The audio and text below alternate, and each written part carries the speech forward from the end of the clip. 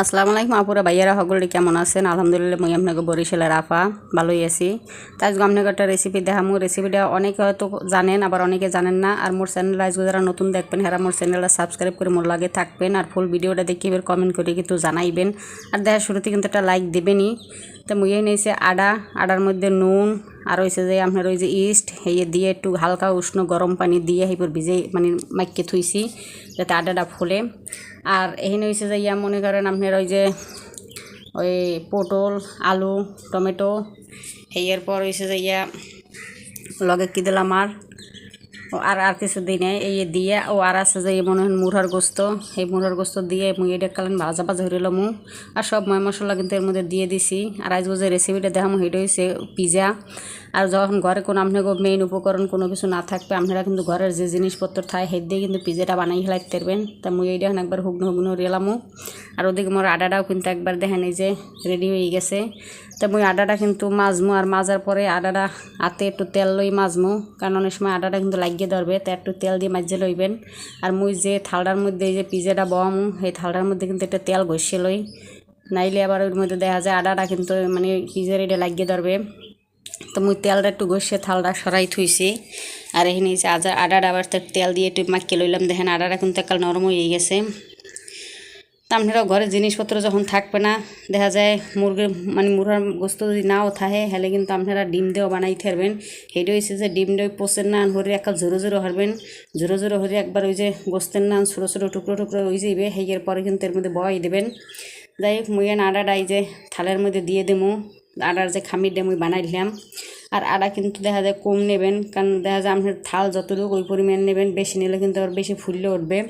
আর মুই কিন্তু আজকে পিজাটা কিন্তু চুলায় বানাবো না, যেহেতু মোর গ্যাস বলেছে সিলিন্ডারের গ্যাস শেষ হয়ে যাবে তাড়াতাড়ি, হেললে গিয়ার চুলায় বানাবো না, দিমু রাইস কুকারে। তাই রাইস কুকারে কীরকম বানাই সেটাও আপনাকে শেয়ার করবো। আপনাকে যাকে রাইস কুকার আছে মন না যাকো সিলিন্ডার গ্যাস, এরা রাইস কুকার কিন্তু বানাই খাইতে পারবেন। আর গুঁড়োগাড়ার বানাই খাওয়াইয়ে, স্বামীরে বানাই খাওয়াইয়ে দেখা যায় হ্যাঁ মনটাও জয় করতে পারবেন। তুমি আটাটাই ভালো করে থালের মধ্যে এককালে পাতলা হরে কিন্তু মিলিয়ে দিছি, কারণ এটা কিন্তু ফুললে উঠবে। এনের দিয়ে যে কাটা চামচটা যে আছে সেই কাটা চামচটা আচ্ছা মতো গুতামু, গুতে যে ফুটো হরিয়ে দেবো যাতে এটা ফুললে না উঠতে আর যাতে ভিতরে একটু যায়। তেমন কিন্তু দেখেন যে 4-5টা ভালো হরে গুতে গাতে এককালেই হরে লইছে, ফুটো ফুটো হরে লইছে। সেই মধ্যে কিন্তু ওই যে ইটা বানাইলাম, ওই যে মানে গোস্ত মোস্ত দিয়ে যে ইটা বানাইছি ওই খামির ডের মধ্যে মানে দিয়ে দেবো পুরটা। তাই এটা সুন্দর করে বয় দিমো। মোর ঘরে কিন্তু টমেটো নাই, সেই লেগে কিন্তু মুই এর মধ্যে যে টমেটো ছোটো ছোটো করে কাটতে দিয়ে দিছি। কারণ যা আপনাকে টমেটো থাকলে আপনারা কিন্তু টমেটো দিয়ে লইতে পারেন, আবার দেখা যায় সিজ থাকলে সিজ দিয়ে দেবেন, হলে কিন্তু বেশি ভালো হয়। তো মোর তো কোনো এইসব জিনিস ঘরে নাই, হেলে আমি ঘরে যা আনলে এর দিয়ে কিন্তু মিলে জিলে বানাই ফেলাইছি। আর মাসাল্লাহ কিন্তু অনেক মজা হইলে।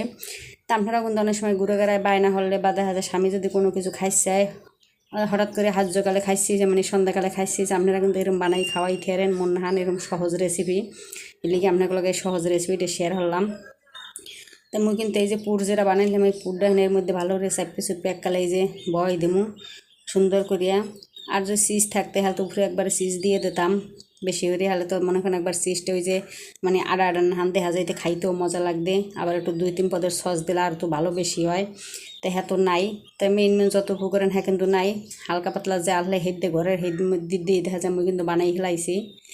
তাই তো মুই কিন্তু রাইস কুকারের মধ্যে যে পানি দিয়ে দিলাম পরিমাণ মতো, বেশি পানিও দেওয়া যাবে না যাতে থালের লগে যেন পানি না লাগিয়ে যায় আবার মানে উতলাইয়া।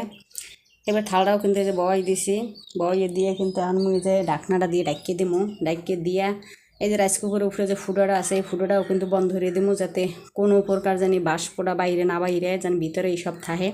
দিয়ে রাইস কুকারটা অন করে দিমু, দিয়ে আবার মাঝে মাঝে আপনারা জাগাইয়ে দেখতেও পারবেন যে হয়েছে কিনা, একবারে দিয়ে থুইবেন না। তো মুই কিন্তু এই যে দেখেন মোর পিজাটা কিন্তু রেডি হয়ে গেছে, হোমমেড পিজা, মানে ঘরে যে উপকরণ আছে সেই দিয়ে বানাইছি।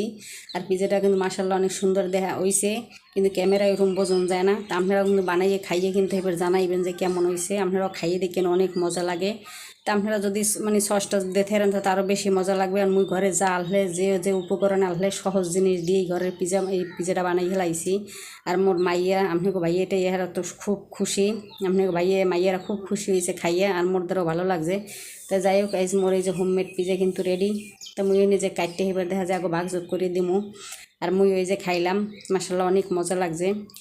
তার কারণে যে মেন জিনিস যে উপকরণ ছাড়াই ঘরে এরকম পিজা কিন্তু বানান যায় আর অনেক মজা লাগে, তা আপনারাও কিন্তু বানাই খাইবেন আর মোর কথা মনে করবেন।